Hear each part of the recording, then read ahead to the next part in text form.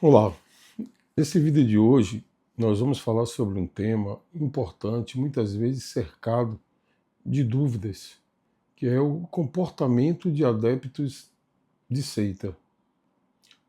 Talvez você pergunte por que em vez de falar da seita, vai falar do comportamento de seitas?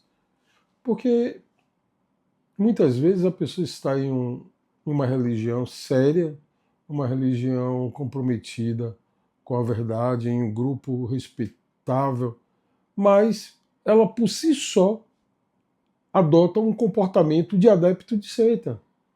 Isso não quer dizer que o grupo que ela faz parte seja uma seita, embora ela adote um comportamento de seita.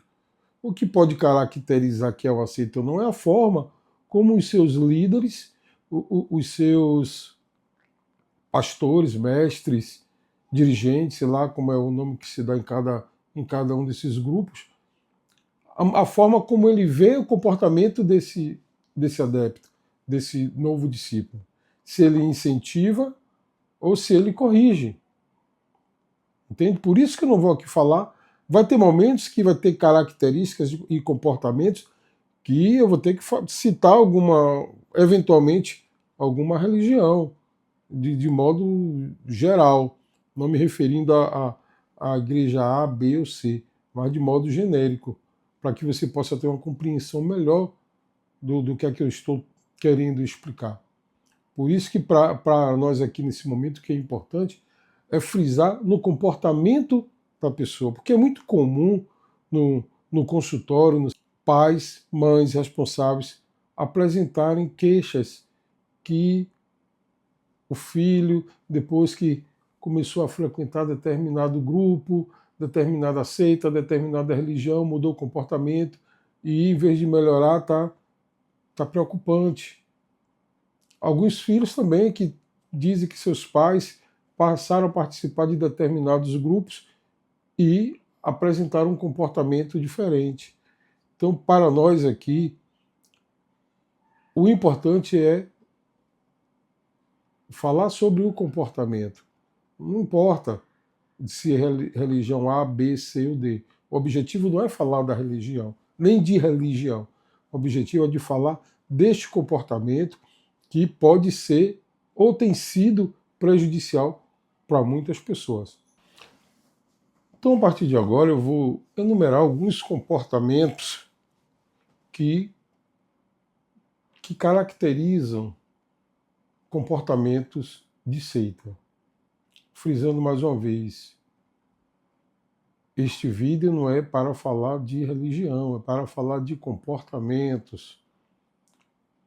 Embora uma pessoa apresente um comportamento de seita, não quer dizer que a religião, o grupo, a igreja que ela se encontra seja uma seita. Não é isso. O que vai caracterizar se é uma seita ou não é se existe pressão e incentivo dos líderes, dos dirigentes, dos pastores, para que todos sejam assim. Aí sim, caracteriza uma seita. Mas o objetivo aqui é para mostrar o comportamento humano, que embora muitas pessoas não estejam dentro de uma seita, elas têm necessidade de adotar aquele comportamento. E é isso que nós iremos discutir aqui neste vídeo. Então, um dos comportamentos dessas pessoas é a atitude dela para com a liderança. Embora a liderança não cobre isso, mas ela tem uma atitude de completa submissão. Né? Decisões pessoais, familiares, têm que ser submetida à aprovação do líder. Aquele jovem que tem que tomar uma decisão na sua vida sobre a sua carreira, sobre que faculdade fazer. Estou dando um exemplo. E ele quer fazer direito. E aí ele acha que tem que ir lá pedir a opinião do seu pastor, do seu mestre, do seu líder, do seu dirigente, do seu guru, seja lá qual for a nomenclatura que seja dada ao dirigente. Então, se chega lá, o líder diz, não, para direito não, você vai fazer psicologia.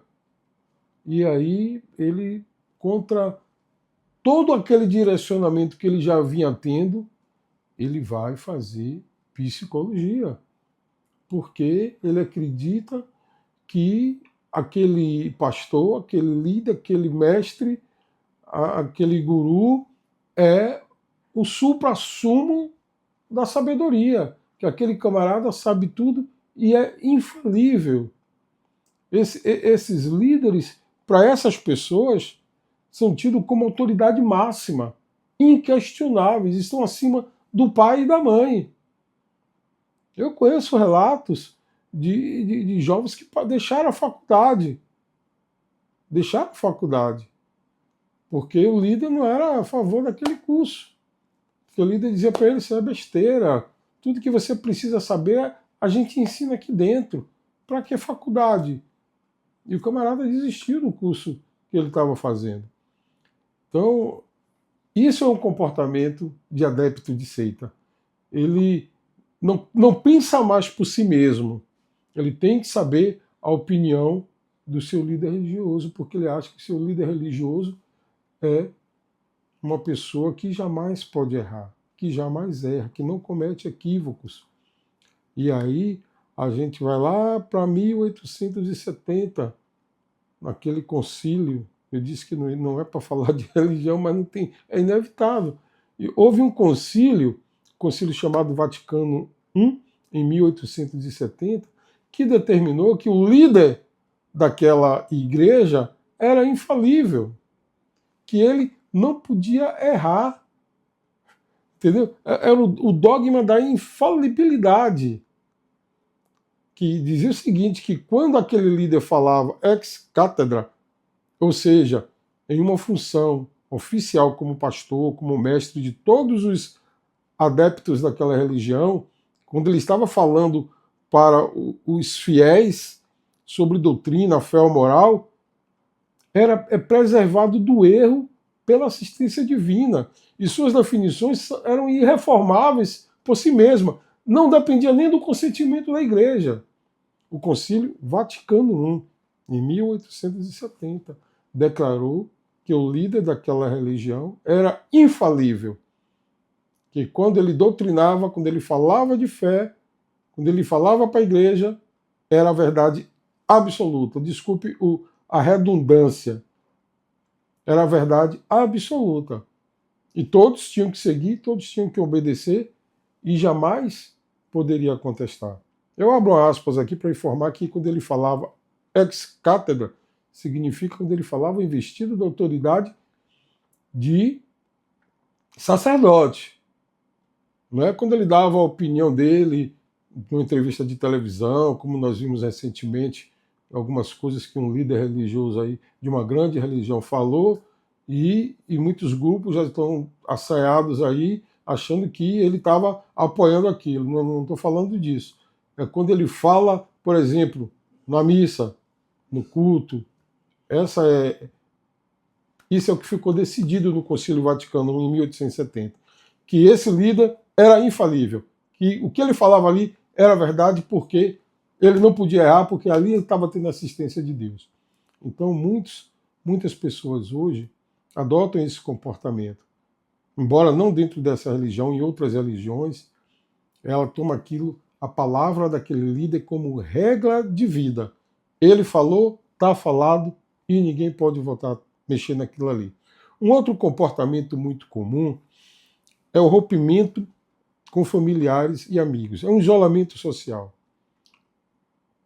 O adepto se afasta de familiares, de amigos, corta laços com quem não pertence àquele grupo que agora ele faz parte.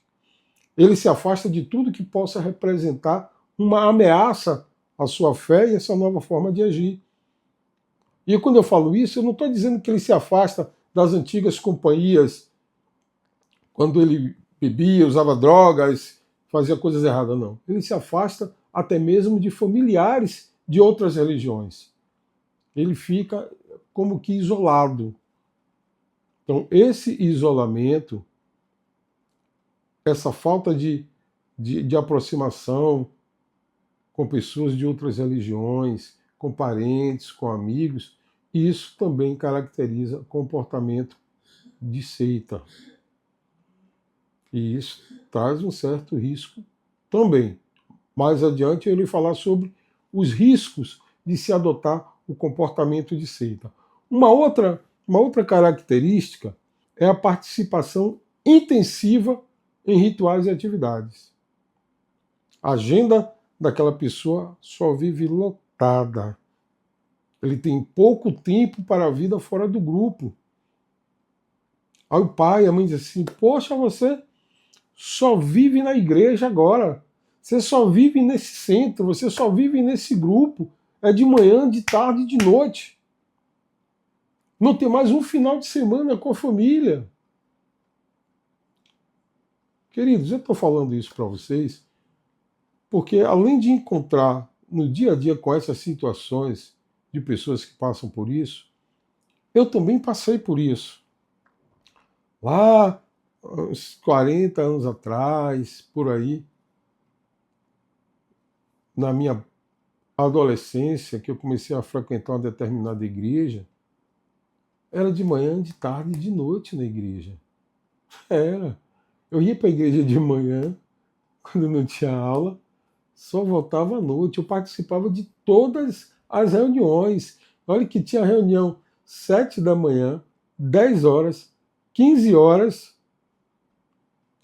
e 20 horas. Eu participava de todas. A minha mãe dizia, olha só, a minha mãe que vivia me chamando para ir para a igreja, quando eu passei aí, ela começou a falar: você agora vai morar na igreja? Só vive na igreja? Não para mais em casa? E resultado, eu terminei indo morar na igreja mesmo. Comecei a trabalhar, né? Trabalhando, ajudando, auxiliando, comecei a fazer parte do corpo ministerial, fui morar na igreja e saí de casa. E só voltei quase 5 anos depois. Então esse é o tipo de comportamento que marca o adepto, seja ele de seita ou não, esteja ele numa seita ou não. Pessoas que querem ficar o dia todo dentro da igreja, é a mulher que não cuida mais da casa, é o marido que não cuida mais da esposa, é os filhos que não auxiliam mais os pais, porque é catequese, é culto de louvor, é visitação, é tanta coisa, e que a pessoa fica ali, ó, presa, ela não tem mais vida fora do grupo. Então isso é um comportamento que deve ser evitado, tudo deve ser feito com bom senso e com temperança. Um outro comportamento que é muito comum a gente ver em adepto de seita é o sentimento de culpa. Ele está sempre se sentindo pressionado a dar o seu tudo. Se ele tem um dinheiro no bolso, e no momento do ofertório, se ele não dá, ele se sente culpado. Se ele falta uma reunião, ele se sente culpado. Se ele falta uma atividade do grupo, ele se sente culpado. Ele se sente deprimido porque faltou, porque não foi. Ele se cobra. Embora por mais que ele faça, ele nunca está satisfeito. Ele está sempre querendo fazer mais e quando acontece de não poder fazer, há um sentimento de culpa. Querido, o sentimento que deve te levar a fazer alguma coisa no sentido religioso ou não, tem que ser o sentimento do amor, da espontaneidade, da caridade. Se você faz porque você tem medo, porque você se sente culpado, ou você faz para não se sentir culpado, porque você quer mostrar um serviço, você quer mostrar que você é ativo, está errado, para. Você não vai aguentar essa pressão por muito tempo na tua cabeça. Uma hora você vai sentir essa angústia, porque é muita cobrança. Não é motivada por um amor, por um sentimento de caridade. Então reveja esse sentimento, essa coisa que você sente, e você acha que é o Espírito Santo lhe cobrando, é Deus lhe cobrando. Não, é você mesmo. cobrando perfeição, querendo mostrar algo, querendo fazer coisas que Deus não está nem aí para isso. Por quê? Porque isso é algo que vai te fazer mal. Isso é algo que está te fazendo, lhe trazendo uma angústia. Portanto, repense, certo? Uma outra característica do adepto de seita é o sentimento de exclusividade, de superioridade. O adepto de seita, ele tem aquela crença de que é escolhido, de que é especial, de que ele é mais evoluído, de que ele tem grau, coisas desse tipo. Isso é um grande risco, porque no afã de estar entre os mais santos e os de mais grau do grupo, essas pessoas estão sujeitas a se submeterem a riscos financeiros e outros tipos de abuso. Tá me entendendo? Tem um filmezinho, uma animação, que fala da A Roupa Nova do Rei. Eu vou contar resumidamente, depois você busca no YouTube. A Roupa Nova do Rei. Conta a história que um rei muito vaidoso, né, gostava de se vestir muito bem, de estar sempre bem apresentado, as melhores vestes, onde ele descobria que tinha o melhor alfaiate, ele mandava chamar para fazer a roupa dele, muito vaidoso. E chegou na cidade, dois golpistas se dizendo estilistas de alta qualidade, que eles tinham um tecido invisível. Eles tinham uma roupa invisível e que só quem podia ver essas roupas, esse tecido, depois de feita a roupa, eram pessoas evoluídas, eram pessoas inteligentes, cultas. E o rei ficou balançado com aquilo ali. Não, eu tenho que conhecer esses camaradas. Aí chamou eles dois para conversar. Os camaradas cobraram uma bela de uma bolada. Pediu fios e mais fios de ouro para confeccionar a nova roupa do rei. E disse ao rei: rei, o senhor agora vai ficar sabendo quem são os seus ministros que estão à altura de Vossa Majestade, porque aqueles que não forem cultos, que não forem aptos, eles não vão conseguir enxergar essa roupa. Essa roupa só conseguem ver as pessoas inteligentes, as pessoas cultas. Aí o rei ficou fascinado com aquilo.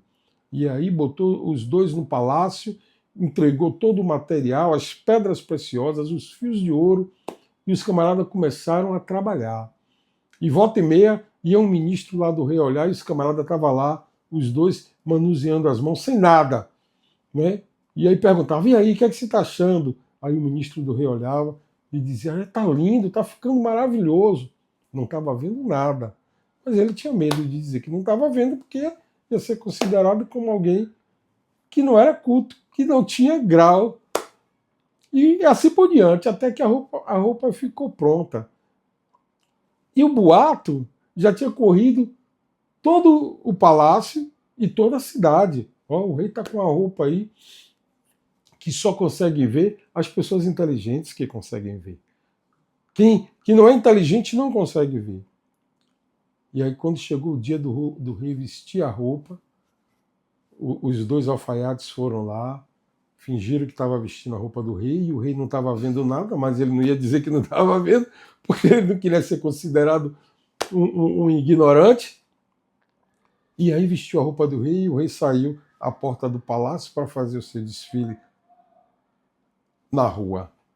E aí aquela multidão do lado de fora, quando o rei saiu nu, o povo batendo palma: a roupa, o rei tá lindo, a roupa tá maravilhosa. Aí os ministros dizendo: eu nunca vi uma roupa tão linda como essa. E o rei começou o seu desfile, até que aparece uma criança, e diz assim: ih, o rei tá nu! Pronto. Aí todo mundo percebeu: ele tá nu mesmo. Eu já desconfiava que ele tava nu. E aí só que os dois alfaiates já estavam longe. Você tá entendendo?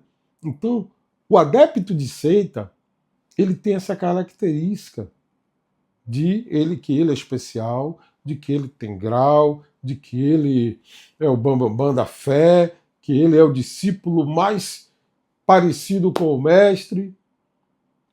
E aí, o que é que ocorre? Essa pessoa fica condicionada a aceitar tudo, a não questionar nada, entendeu? A dizer que acredita em tudo. Porque se ela disser que isso aí eu não acredito não, isso aí eu ainda estou pensando. Se ela disser isso, ela não tem grau, ela não é espiritual, ela ainda está iniciando. E por essa vaidade de manter esse sentimento de especialidade, de exclusividade, de escolhido, de superior, a pessoa vai se anulando, se anulando, se anulando, e daqui a pouco nem ela mesma se reconhece. Você está me entendendo? Pois bem, existe uma outra característica nessas pessoas, no adepto de seita, que é a rejeição a outros ensinamentos. Né? Ela se fecha dentro de uma concha e para ela só existe o pastor dela, a igreja dela e a doutrina da igreja dela. O resto não existe. Entendeu? Ela tem uma desconfiança de qualquer informação que venha de fora. Essa aqui é uma das piores características do adepto de seita. Ele não examina ensinamentos. Se você chega para ele e diz assim, ó, essa questão espiritual é assim, assim, assim e assim. Você pode ser um pastor renomado de uma outra igreja, seja lá quem for. Aí ele vai perguntar, ele não vai examinar o que você está falando, ele não vai esquadrinhar o que você está dizendo. Ele vai perguntar, sabe o quê? Quem disse? Quem foi que disse que é assim? Aí você diz, não, foi o nosso pastor aqui da igreja sede, falou que é assim. Ai, mesmo, tá certo, acredito, é isso mesmo. Mas se você disser, não, foi o pastor da igreja de meu irmão. Ah, quem disse isso foi um filósofo tal. Quem disse isso foi não sei quemzinho lá do espiritismo ou de uma outra religião. Ele, não, isso aí está errado. Para ele não examina as questões. Para ele só importa quem disse. Se quem disse é da religião dele, é alguém do grupo dele, da seita dele, seja lá o que for, para ele está ok. Eu creio. Mas se veio de fora, você tem que ver isso aí direito, porque eu não aprendi assim não. Não sei quemzinho fala assim, pastor daqui da igreja fala assado. Entendeu? Então, essa é uma característica que impede a pessoa de abrir a mente dela, de examinar tudo que chega para ela, de examinar com inteligência, com coerência. Para ela só importa quem disse. Uma outra característica é a demonização de ex-adeptos do grupo dela.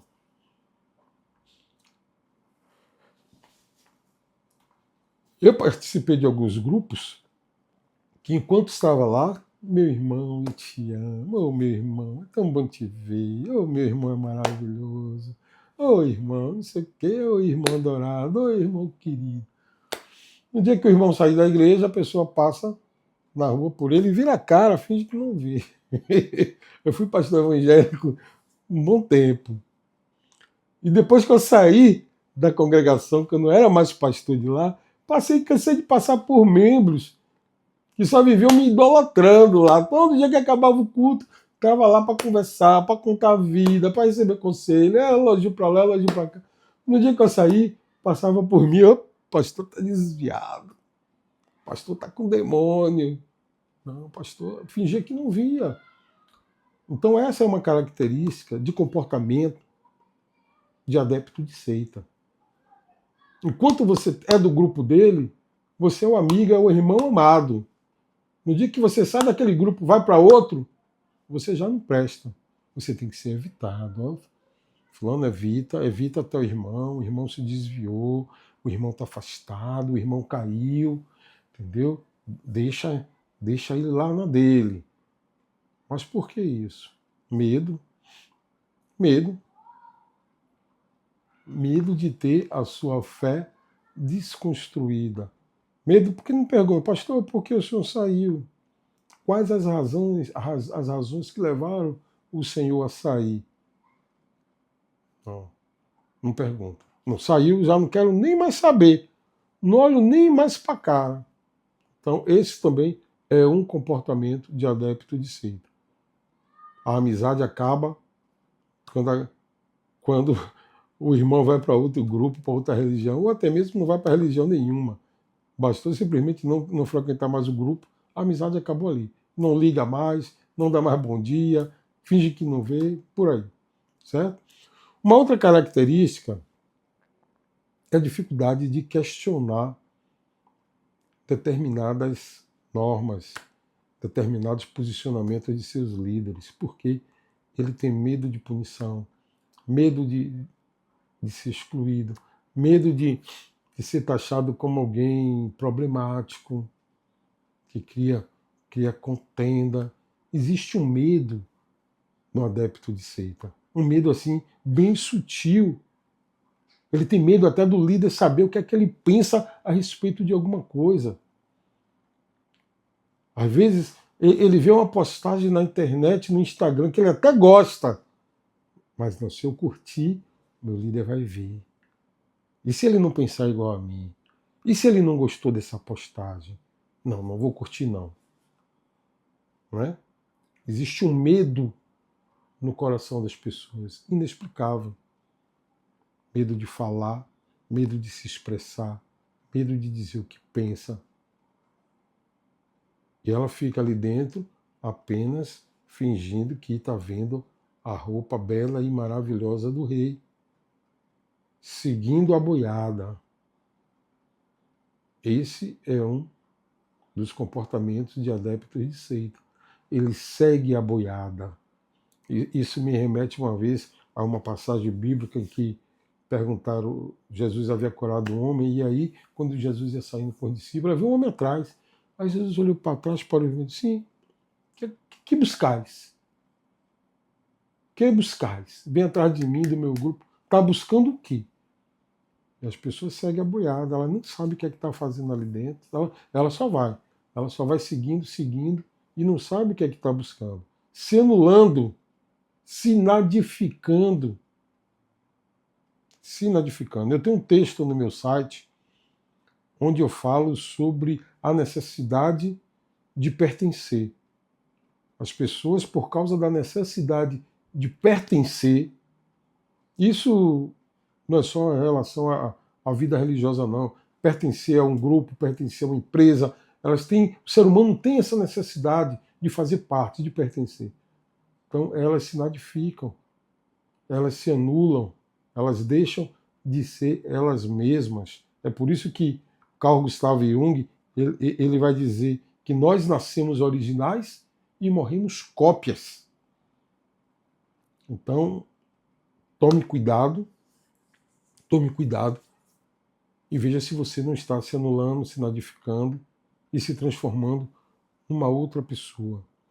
Existe riscos gravíssimos para pessoas que se comportam, que têm esse comportamento de seita. Né?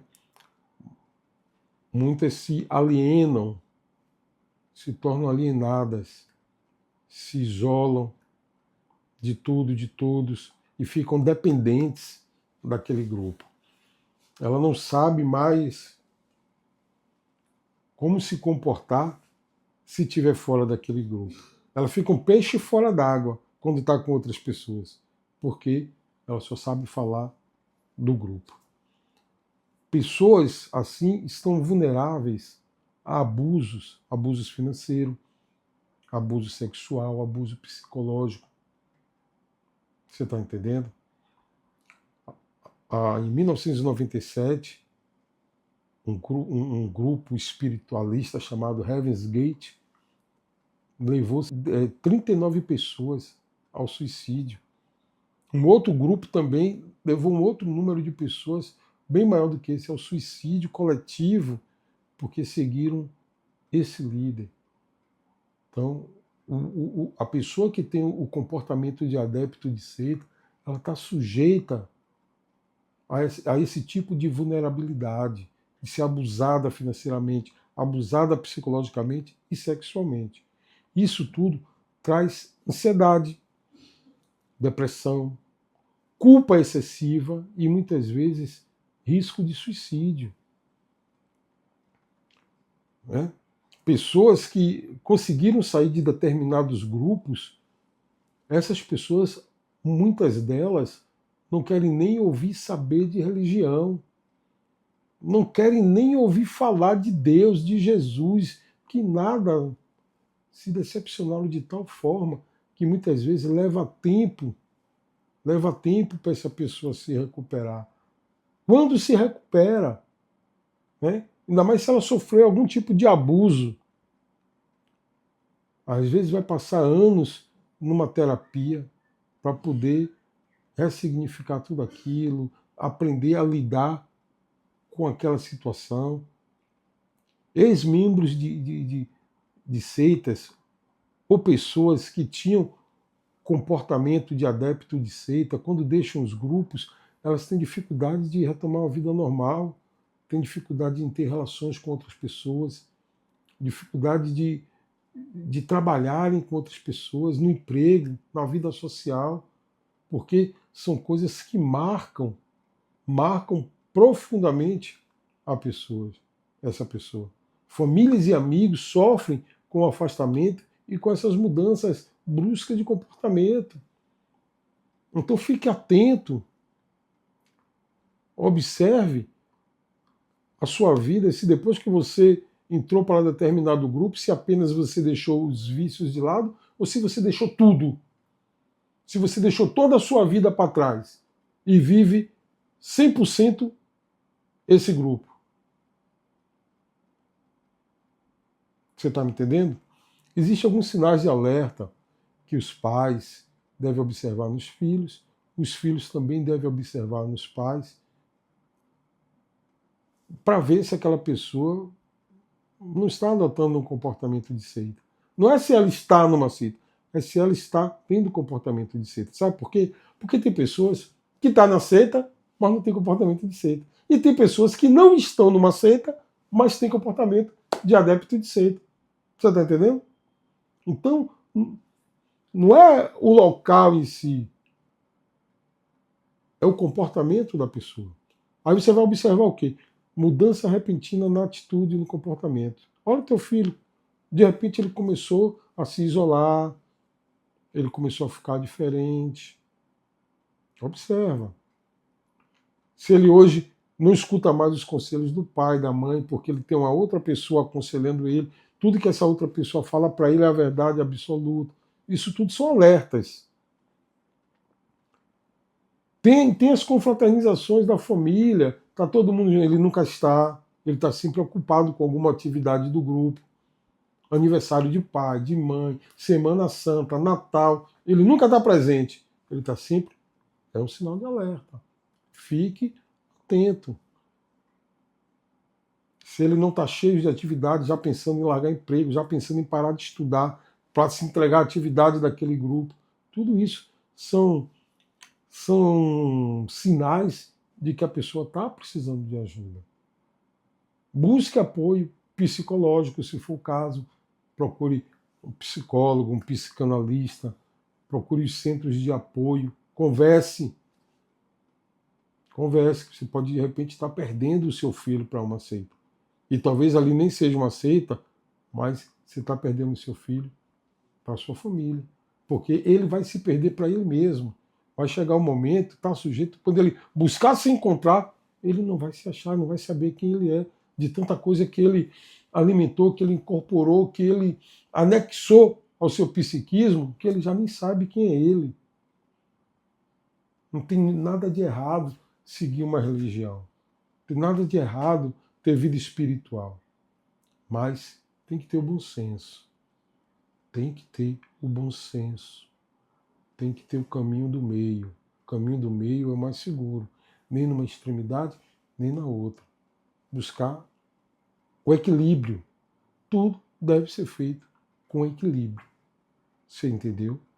E se você está passando por esse problema de um filho, seu pai, sua mãe, procure conversar com um psicólogo, com um psicanalista.